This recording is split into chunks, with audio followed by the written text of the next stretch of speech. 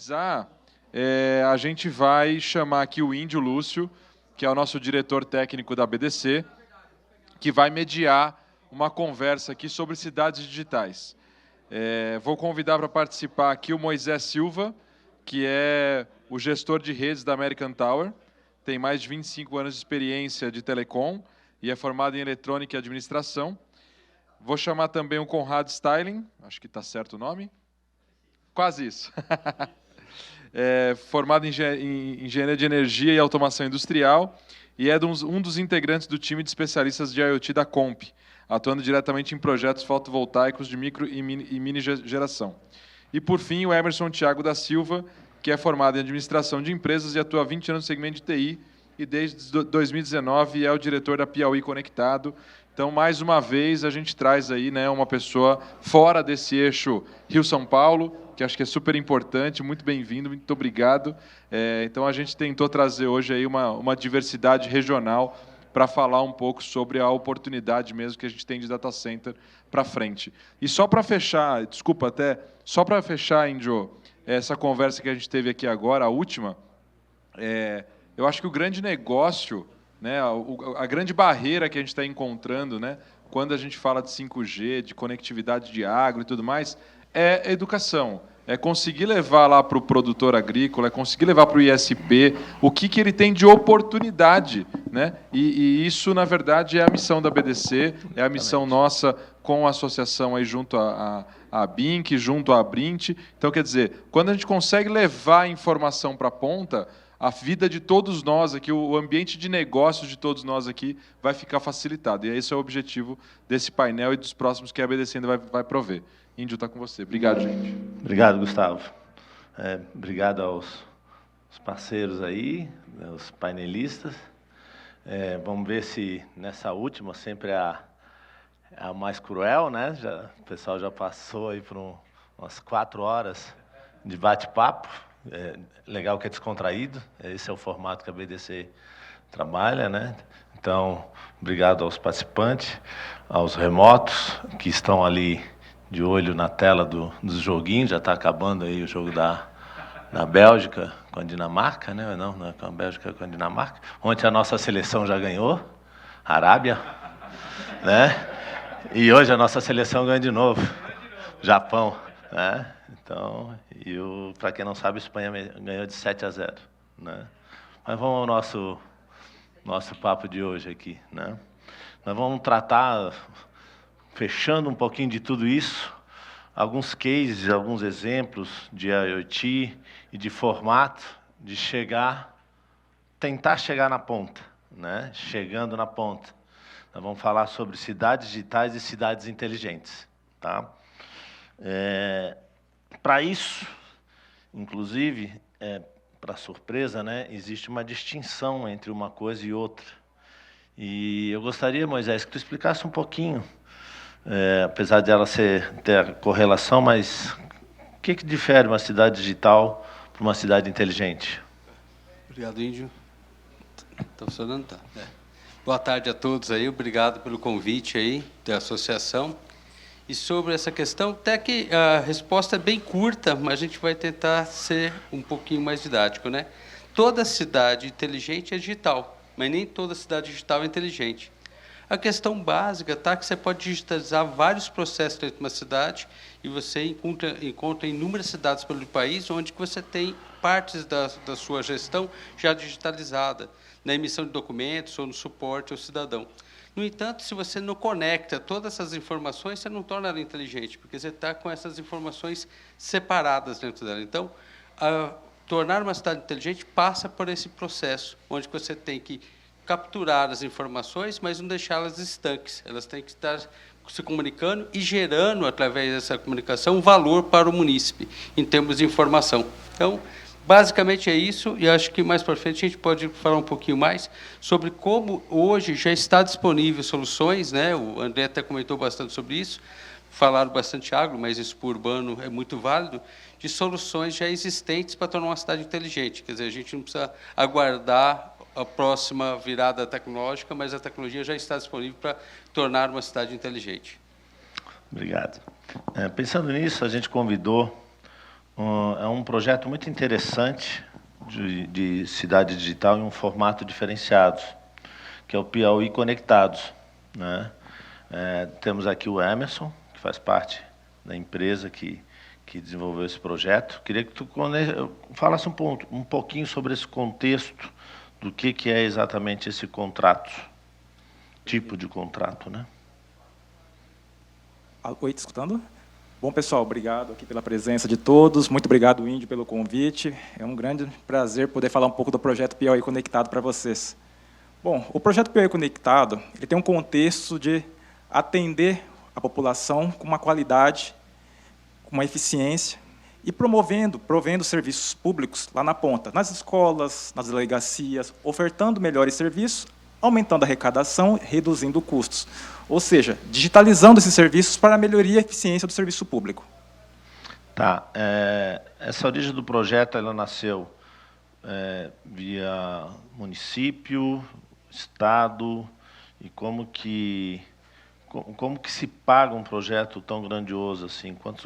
A gente está falando em quantos % dos municípios estão nesse projeto? Esse projeto é um projeto que tem um conceito de cidade digital, porém, ele é um estado digital. Hoje, nós estamos interligando 224 municípios no Piauí, ou seja, 100% do Piauí. Para vocês terem uma ideia, o Piauí é maior do que São Paulo em extensão territorial. Ele é 5 vezes maior do que o estado do Rio de Janeiro. Ou seja, para vocês verem o desafio que é chegar com conectividade em todos esses municípios. Aqui foi falado muito, realmente, aqui de situações onde, muitas vezes, não é a tecnologia que não chega, realmente a distância, muitas vezes, para você levar conectividade. Nós temos municípios que ficam a 900 quilômetros de distância da capital Teresina. Como que você vai levar conectividade para uma escola, para uma delegacia, para um hospital? Ou seja, nós temos diversos desafios. Por esse motivo, foi levantada uma forma de contratação diferenciada, porque quando nós começamos esse projeto no ano de 2015, o Estado passava por uma série de dificuldades. O Estado era o segundo mais desconectado do Brasil. Ele tinha diversos contratos com provedores e operadoras, porém, contratos que não conseguiam entregar a banda necessária para prover serviços públicos. Então, assim, ele tinha uma série de dificuldades para ofertar serviços de qualidade, principalmente no interior do Estado. Então, foi viabilizado esse projeto através de uma parceria público-privada. É uma PPP, né? Uma PPP. Pouco lançado para poder desenvolver o Estado com um fomento mais, vamos dizer assim, palpável, né? E execuível, né? E o que se escutou muito aqui é essa dificuldade, como tu comentaste aí, de chegar na ponta com a rede, né? Então, vocês estão fazendo o lançamento das redes, é uma rede única, ela tem que formato de lançamento aéreo, subterrâneo, as dificuldades de chegar, porque por essa extensão toda, né? Como que vocês trataram isso para poder ter um lançamento de projeto? Porque algumas ocupações de espaço você passa por municípios que são donos dos espaços aéreos que vocês vão ocupar, né? Exatamente. Para começar esse projeto, nós tivemos diversos desafios, né? Porque se nós estamos falando de uma rede que foi construída do zero com 11 mil quilômetros, ou seja, nós não aproveitamos nada, não tem swap, não tem troca de tráfego, não tem nada. 100% da rede está sendo construída do zero. Então, nós tivemos diversos desafios. Essa questão municipal é um desafio, porque quando você envolve diversos municípios, em se tratando de um governo do Estado que, muitas vezes, tem oposição em determinado município, você acaba enfrentando desafios. Porém, todos esses desafios foram superados. Hoje, nós estamos com 221 municípios, e até a semana que vem nós chegamos a 224, ou seja, conseguimos superar esses desafios políticos, inclusive, para o lançamento dessa rede com 11 mil quilômetros de fibra ótica. Referente a isso, então, nós já fizemos a parte estrutural de rede.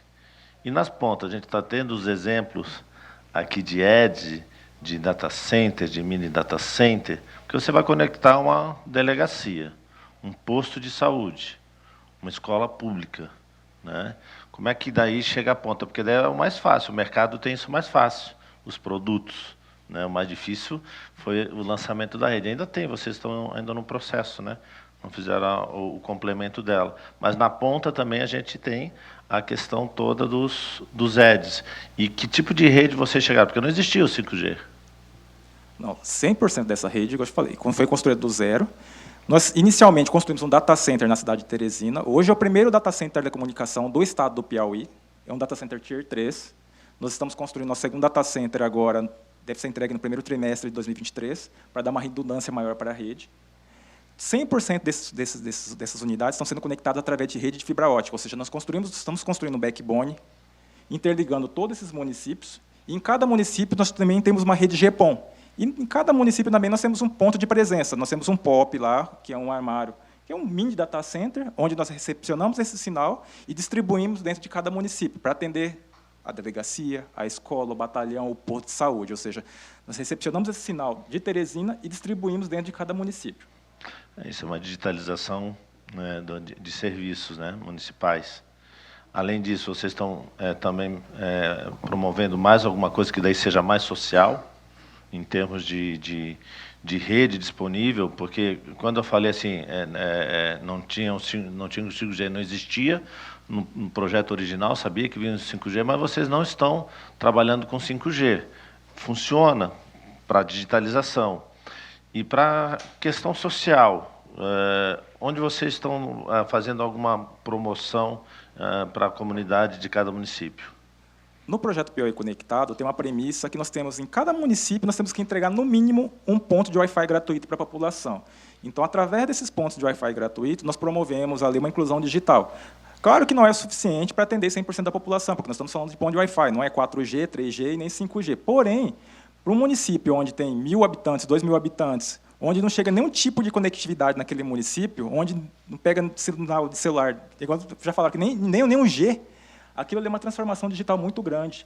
Ou seja, você começa a gerar vendas através de e-commerce, através de WhatsApp, através de Instagram. Você começa a incluir aquelas pessoas no mundo que até então ela não existia para ela, né? E essa PPP ela permite tu usufruir também não só para o projeto do Estado, mas que tu também, porque é um investimento muito elevado, e às vezes só a mensalidade que tem do teu serviço junto ao Estado, ela pode não ser o suficiente. Ela tem previsão de gerar alguma coisa a mais? Você pode usar a sua rede para outros tipos de investimentos? Com certeza. Toda a capacidade ociosa da rede ela pode ser utilizada e ofertada para o mercado privado. Hoje, por exemplo, nós já temos mais de 50 provedores que são clientes da nossa rede. Então, assim, ela funciona como uma espécie de rede neutra também, porque hoje, para o provedor local no interior do estado do Piauí, é difícil construir um backbone com uma grande capacidade. Então, muitas vezes, ele não consegue prover serviços na ponta por falta de capacidade de banda. Então, com esse backbone que nós estamos construindo, chegando em cada município, nós conseguimos prover esse tipo de serviço para os provedores, e, através dos provedores, eles conseguem chegar na casa de cada cidadão. Tá, muito bom. A gente fez questão de trazer esse exemplo, porque ele é exatamente o contrário daquilo que se falou até então, referente à dificuldade de chegar nos pontos. Claro, que, comentado, não é uma conectividade desejada, mas é do zero para algo que é muito grande. Era o segundo? Era o segundo mais desconectado do Brasil, em 2015. E hoje? Hoje o Piauí tem a internet mais veloz do Brasil e tem a menor latência do Brasil, de acordo com o portal Minha Conexão, pelo segundo ano consecutivo. Parabéns pelo projeto, parabéns por essa iniciativa, que eu acho que é um formato que investidores e governo podem trabalhar com sucesso, né? Uma PPP com uma concessão de 20 anos? É uma concessão de 30 anos. 30 anos. Né? E traz também o data center que depois fica como legado para o próprio Estado, né? 100% da rede, os 11 mil quilômetros de fibra ótica, o centro de controle de operação, o data center, toda essa infraestrutura que está sendo construída, investida pelo privado, ao final dos 30 anos é revertida para o Estado. Ou seja, o Estado vai ser proprietário dessa rede ao final dos 30 anos. Tá ok, parabéns. Né? Falamos aqui um pouquinho sobre o que é uma cidade digital. Ela ainda não trabalha na linha de cidade inteligente, vem na sequência. E aí queria trocar essa ideia então com Moisés, que daí é outra aplicação, né, para a gente realmente ver a diferenciação. O que tu tens visto no mercado, o que vocês têm aplicado e que trabalharia e leva aí já uma questão mais municipal, individualizada, né, para as cidades inteligentes? Só comentando um pouco sobre o Piauí Conectado, acho que a base para você ter cidade inteligente é ter uma cidade digital. Então, a gente tem um potencial gigante lá e tem muitas oportunidades para fazer juntos. Sobre o que a gente interpreta como cidades inteligentes pelo lado da American Tower, né, é o que a gente é capaz já de entregar hoje, né? Então, quando você pensa em fazer gestão, não há necessidade de você ter grandes bandas para você fazer isso. Pequenas bandas que sejam suficientes para você fazer a identificação se uma lâmpada está apagada ou está acesa, ou identificar qual é o consumo de água ou de energia em determinados pontos das cidades, o controle de semáforos, o controle de resíduos sólidos por cidade, enchentes, vários itens que você tem hoje com os sistemas de sensoriamento básico, você já consegue tornar muito útil para a cidade. Então, hoje, a gente tem vários desses dispositivos já espalhados por todo o país. A gente fez uma cobertura nacional, então, a gente tem comentado muito da dificuldade de alcançar e chegar com uma conectividade no agro, o que é fato, mas, em termos de cidades, a gente já cobre todas as capitais com essa tecnologia, e mais de 280 cidades. E o que a gente já entrega? No Rio de Janeiro, por exemplo, eles já identificam soluções de ponto onde há risco de enchente.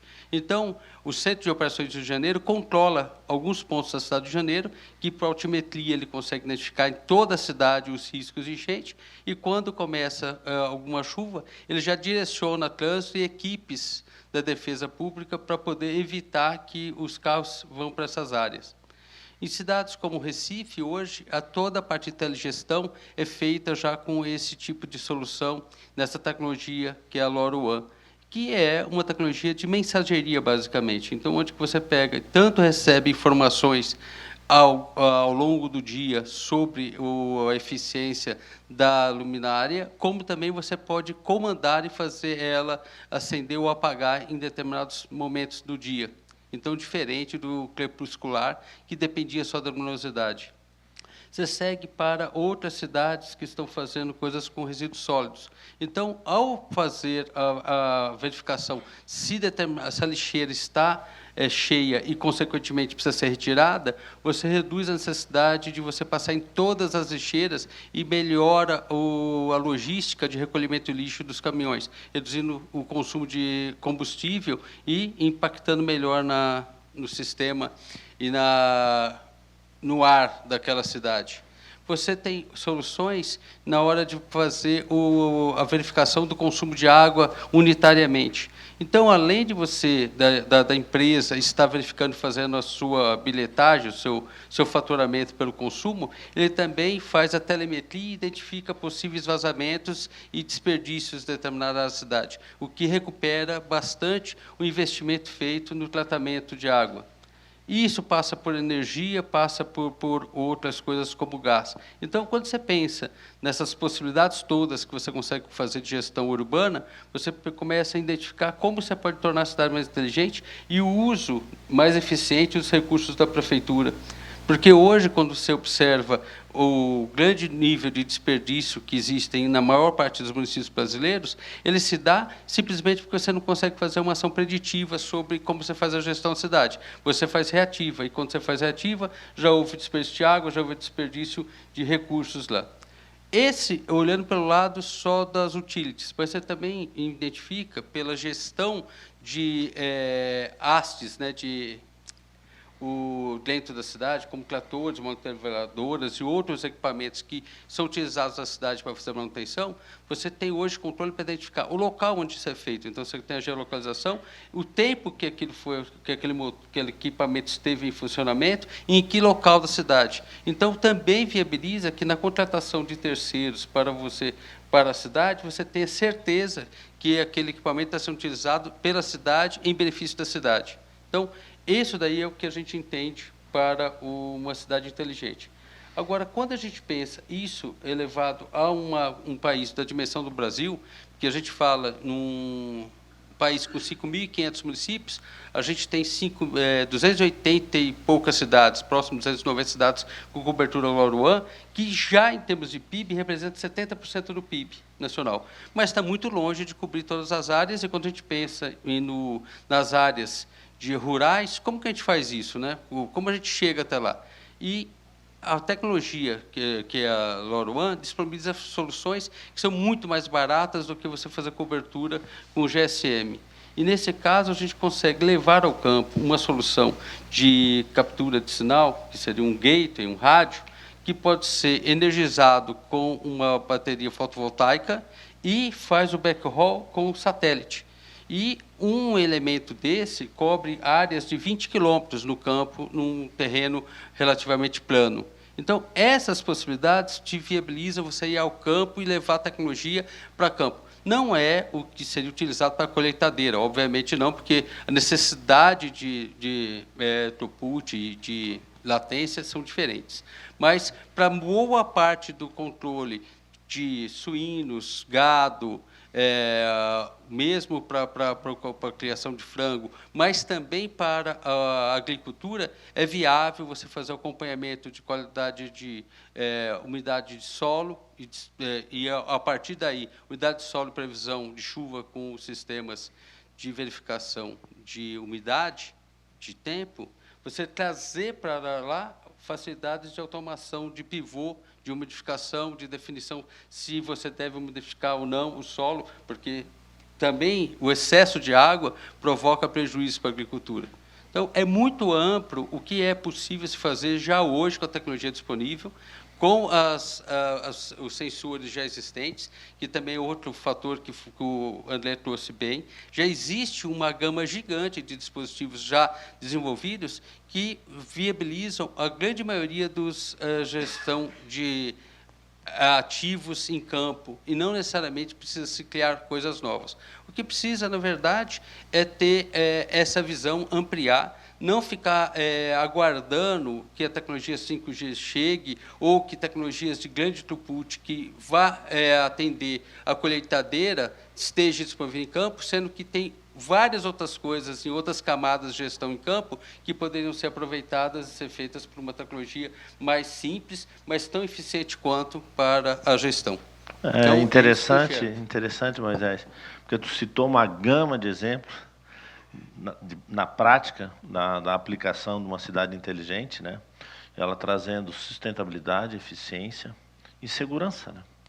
Porque tu está tratando de iluminação, está tratando de informação, tu está tratando de semáforo, está tratando de vários itens que também trazem segurança. A gente não chegou a conversar, mas na prática a gente também tem as trocas de governo, e é tudo com pagamento com prestação de serviço. Aí você está com todo o seu sistema implantado, todo o seu hardware implantado, o IoT ok, e aí trocam a gestão, ou a própria gestão fica sem a disponibilidade dos recursos. Acontece muito isso na prática, de a gente ter tudo implantado e ficar suspenso o serviço por um determinado período, por conta de corta de verba, e não necessariamente por troca de governo, que eu não estou falando em política, eu estou dizendo a gestão do negócio público, né, em si, como um todo. Acontece muito na prática? Hoje, a grande maioria dos temas estão vinculados a PPPs, que são de longa duração. Então, isso mitiga muito esse problema. Mas, sim, sem dúvida, há casos onde que a prefeitura está diretamente ligada ao processo. E, nesses casos, a American Tower entrega, normalmente, só a cobertura. A gente não faz uma relação fim a fim, são empresas como a NLT, que fazem o relacionamento com o cliente final, e elas entregam o serviço para essas empresas. E, nessas situações, normalmente se vende o dispositivo em campo e se presta o serviço para poder entregar a informação para a empresa. Isso você mitiga também o seu risco de longo prazo quando você vai tratar com esse tipo de cliente, onde que há um risco de você não ter fluxo de pagamentos no médio e longo prazo. Mas isso, nesse momento, está sendo bastante raro, porque tanto pelo lado da PPP tem o recurso, como também, quando você trata com a prefeitura, o COSIP está lá disponível e o pagamento acontece. E se você introduz isso dentro de um conceito, onde que empresas também, né, não é só a iniciativa pública que está envolvida, você também mitiga. O que a gente tem que sempre pensar e olhar quando a gente está falando de cidades inteligentes é que a cidade inteligente não está vinculada só à gestão municipal. Ela está vinculada a várias empresas que nem sempre são públicas, mas que estão dentro da prestação de serviço dentro do negócio. Só aproveitando um minuto para falar sobre a gestão de resíduos sólidos. Gestão de resíduos sólidos é contratado. A gestão de resíduos sólidos é contratado por empresas que são fornecedoras privadas.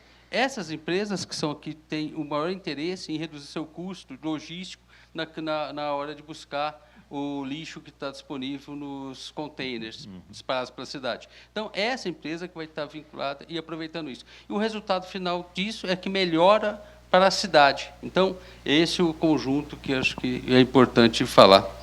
A gente vê que o modelo PPP ele é vantajoso tanto para a parte que contrata, para a parte que é contratada e para quem recebe o serviço, né? O usuário final. Realmente, a gente enxerga isso como uma grande vantagem. E para eu ter isso tudo, né, Conrado, funcionando, nós temos aqui da Comp e do Grupo Intelbras, é muito bacana, um grupo nacional que desenvolve, tem tanta coisa assim para fornecer para a gente nessa questão da diversidade, que são os sensores da diversidade, que são as soluções. Que pode dizer assim da prática dos produtos para ser aplicado tanto numa cidade digital como uma cidade inteligente? O que vocês têm visto? O que tem de novidade na prática que não foi comentado aqui ainda? Gostaria de agradecer primeiro aí o convite, né, da participação. Moisés aí já falou bastante coisa aí que a gente que a gente tem hoje já disponível em portfólio já de vendas, né, de equipamentos que podem ser disponibilizados não só pela Comp, mas por outras empresas também brasileiras que hoje também desenvolvem. Hoje o Brasil é um dos fortes aí em pesquisa e desenvolvimento nessa linha de IoT, né? Então a gente se destaca aí junto com a China e como um dos principais desenvolvedores e fabricantes, né? E aí também inclui o grupo também Intelbras, que também está aí criando esse braço para crescer na digitalização de prefeituras e também na parte de IoT. Hoje, além dessa parte aí de medições de água e gás, né, a gente pode ter, por exemplo, um dos maiores gastos que acontece aí em todos os órgãos públicos, né, que a gente não comenta muito, é o uso do ar-condicionado. Tá? Então, hoje, pode ser feito toda essa automação do ar-condicionado, todo esse controle do ar-condicionado em horários, né, sabendo que muitas vezes fica lá o final de semana inteiro com o ar-condicionado ligado e rodando. E é esse tipo de desperdício que as prefeituras têm que buscar para se reduzir. Não só ver o seu consumo no fim do mês, a conta, né, e tentar baixar o preço da água, o preço do metro cúbico de água, ou então do quilowatt-hora consumido, mas deixar mais eficiente a sua gestão. E aí, a partir disso, tenho absoluta certeza que nenhuma, independente do partido que vir posterior à sua gestão ou da forma como vir, ela vai manter essa eficiência rodando e vai querer aumentar, vai querer crescer, né, também pensando por esse lado. Hoje a gente pode ter aí toda a parte de seguranças, né, da parte aí Intelbras, aí todas as câmeras aí por questão de segurança. Isso tanto na área externa e de ambientes como na área internas. Pode ter a parte de controle de acesso, pode ter a parte de controle de se tem algum local aberto que não é devido. Podemos ter o controle de acesso, por exemplo, de pessoas em alguns locais, dependendo aí parte indoor, né, na parte interna aí de alguns ambientes que pode correr o risco.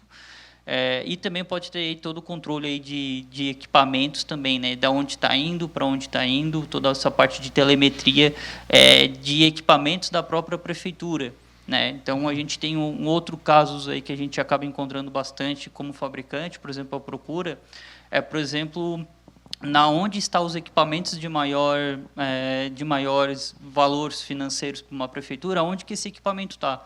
Muitas vezes é gasto, né, o dobro de algum equipamento, porque não se consegue localizar, principalmente em locais de hospitais públicos, que acontece bastante isso, também na parte dentro da própria prefeitura, que fica dentro de alguma sala, de algum ambiente, esse equipamento perdido, né, e acha-se que esse patrimônio tenha sido perdido porque foi roubado, mas, na verdade, ele ainda encontra-se dentro da prefeitura, mas ninguém localiza.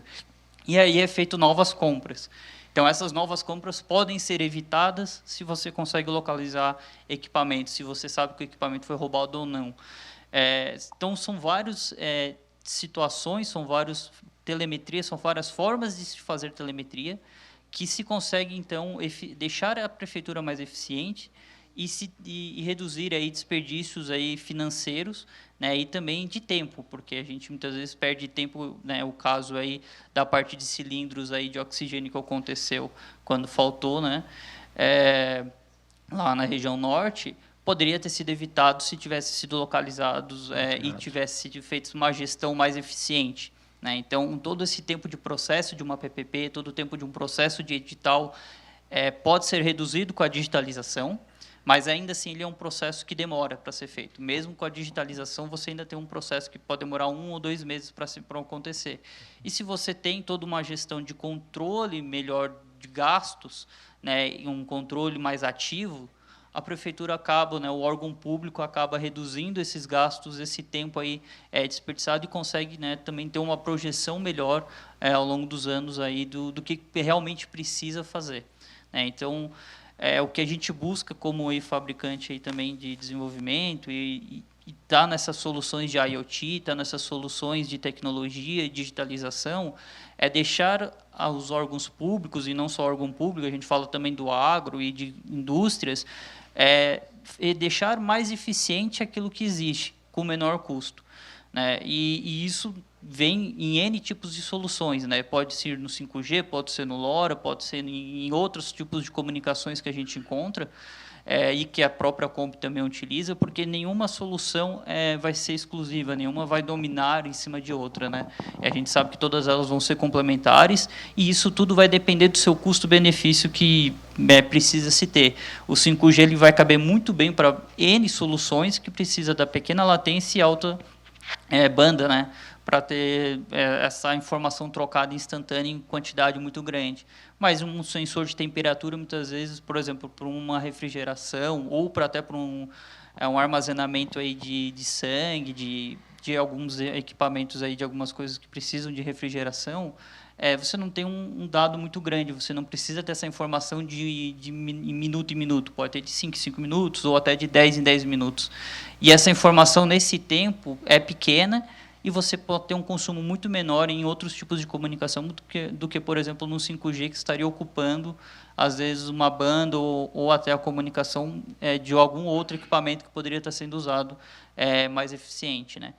Então, as prefeituras e os órgãos públicos eles precisam passar por esse processo de digitalização para poder entrar, então, sim, efetivamente numa cidade inteligente, que é a partir disso passar a fazer o controle dele mais ativo de algumas situações que a prefeitura pode evitar ter gastos futuros. E, a partir disso, também precisa-se de um backbone, precisa-se de um data center para fazer todo o processamento, porque hoje a gente faz muito o reativo, né? A prefeitura é muito reativa àquilo que acontece com ela. E no momento que você tem toda essa informação digitalizada, toda essa informação numa nuvem, numa cloud, você pode fazer uma automação em cima disso. E a partir dessa automação, a prefeitura acaba tendo agilidade na informação e naquilo que ela está respondendo. Então, a gente precisa, sim, muito data center, vai precisar de muito backboard, muito data center, muita fibra, muita conectividade, porque são muitos dados trocados, apesar de pouco em pouco, mas se a gente for colocar muitos sensores dentro de uma cidade, esse de pouquinho em pouquinho, num data center, acaba sendo bastante.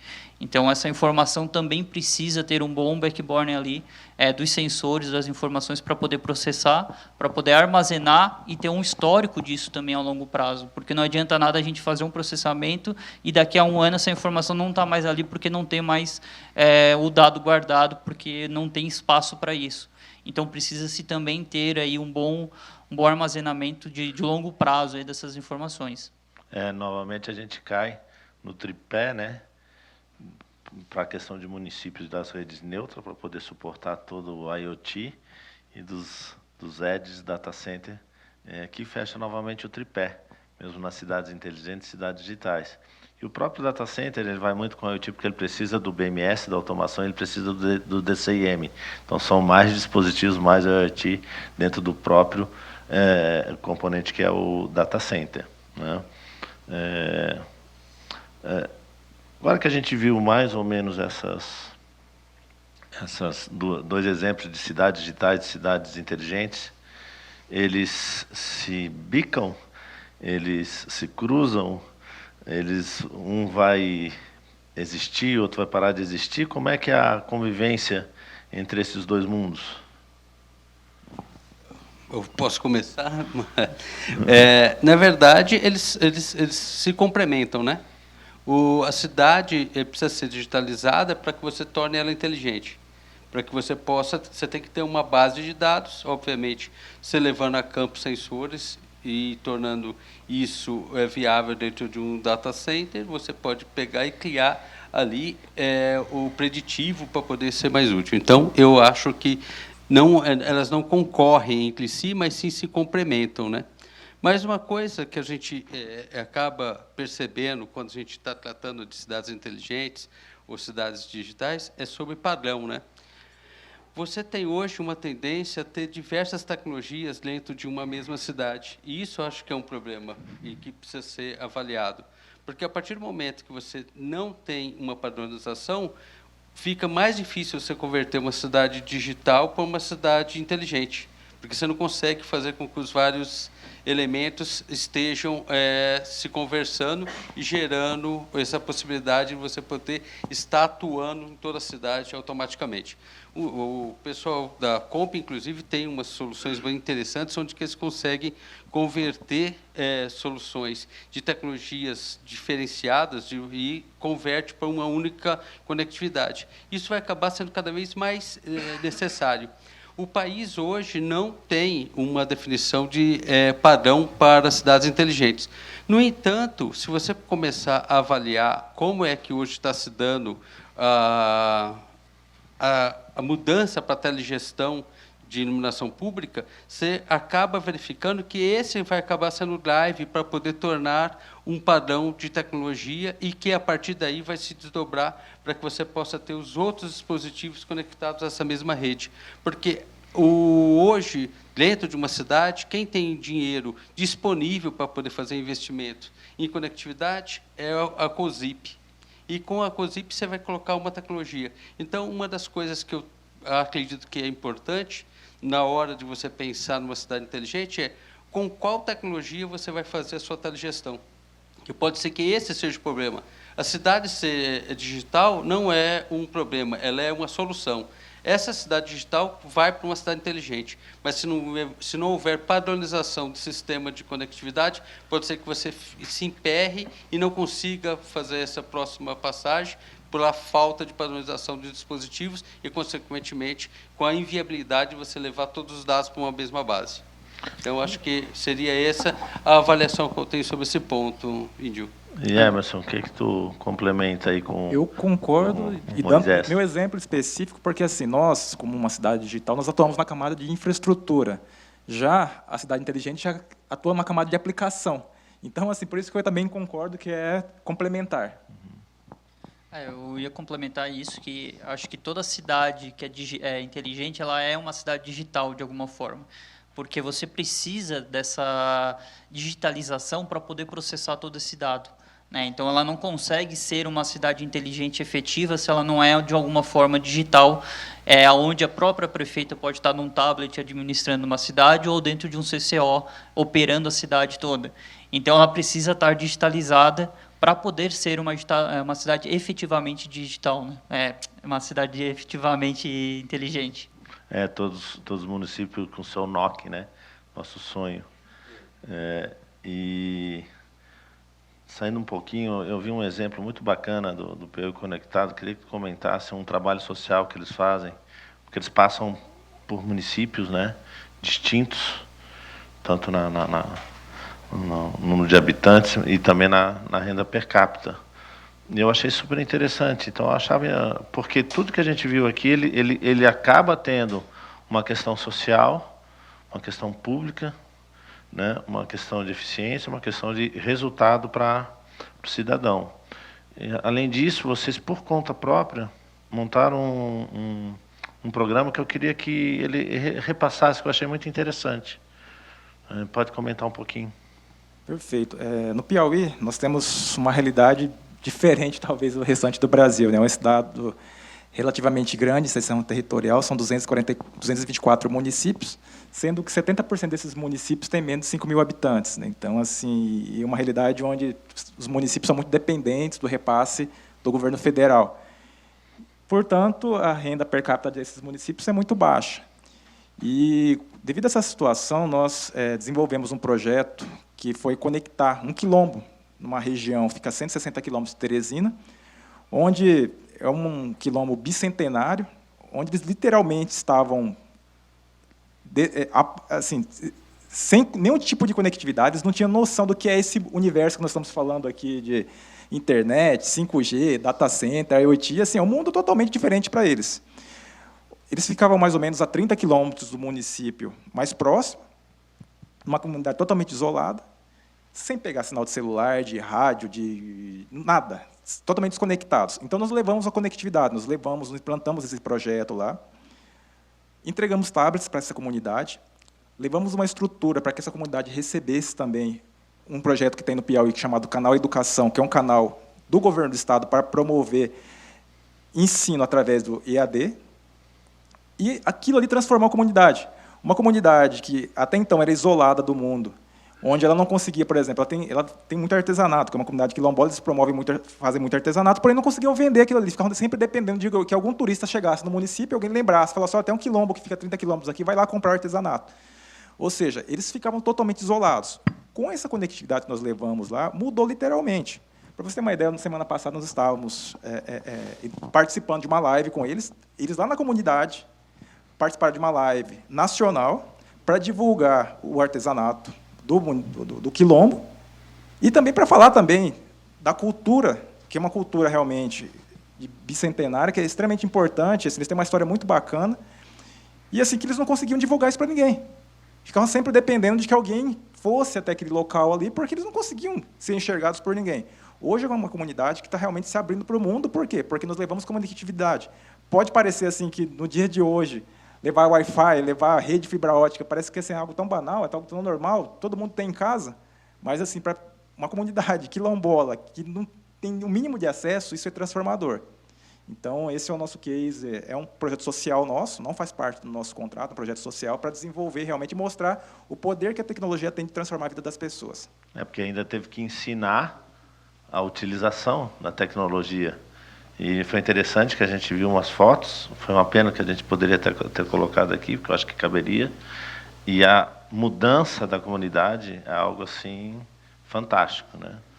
Então, ficamos aí à disposição, fiz questão de trazer essa parte social, que eu acho que todos, a gente, como associação, a gente está trabalhando para um fomento da indústria, e nós, como executivos, empresários, a gente tem que também trabalhar em conjuntos, em prol, e não ficar só esperando sentado que aconteça através dos governantes, que eles têm que fazer o trabalho deles, mas a gente tem que participar também, né? Então, agradeço, muito obrigado, fico aberto às perguntas, se alguém quiser fazer algum comentário também, não só pergunta, fica à vontade.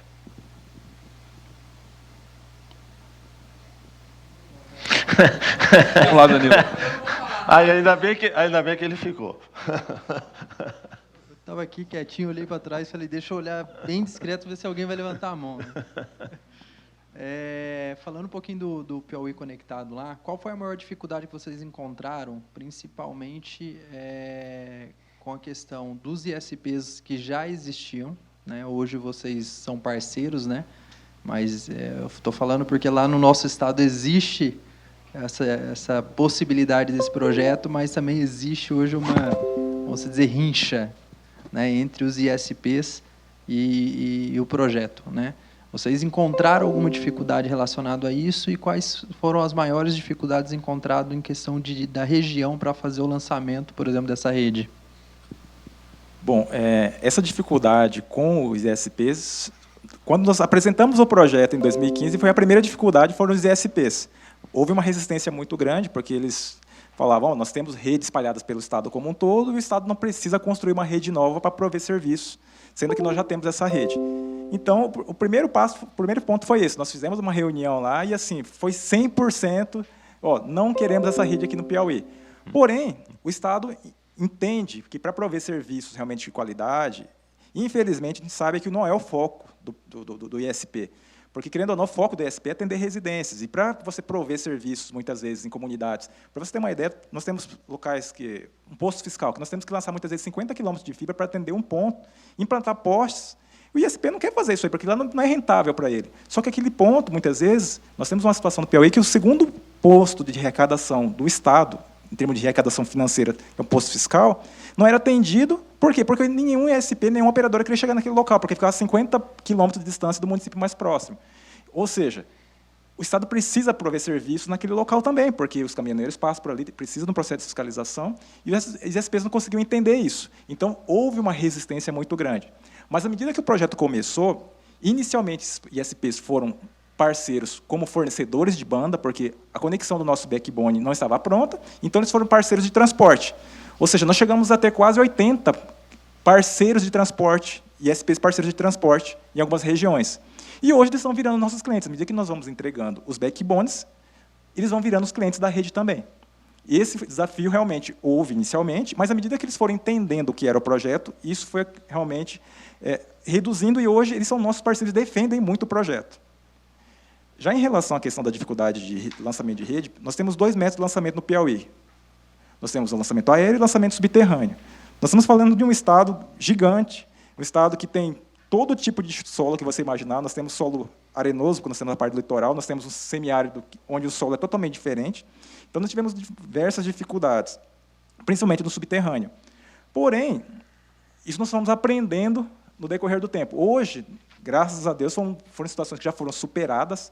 Nós não temos realmente, tanto que o nosso backbone subterrâneo vai ser concluído agora no próximo ano, justamente porque nós conseguimos superar esses desafios. Mas realmente foi um desafio muito grande, porque a cada 500 metros era um solo diferente. E isso realmente foi uma dificuldade grande. Bacana, é que lá no Tocantins já existe essa rixa, né? Que assim, querem um lado o governo quer, né? E o outro lado os ISPs não querem, né? Eu sei dessa rixa lá. Aí o bacana é que assim, o governo vem, Danilo, e aí, o que você acha? Falei, cara, vamos fazer o seguinte, me tira dessa. Eu não acho nada. Vê o que é melhor para o Estado. Aí é a situação, mas bacana compartilhar a situação. Sugiro fazer uma reunião em conjunto com os ISP. Já conversamos. Esse é um próximo passo. Com os ISP, com os que têm não é só Piauí conectado, existem outros estados, né? E fazer esse fomento geral, porque essa é a função. A gente tem que trabalhar em conjunto. Se a gente não trabalhar em conjunto, não tem resultado para ninguém, né? É isso, gente. Obrigado, sim. Obrigado.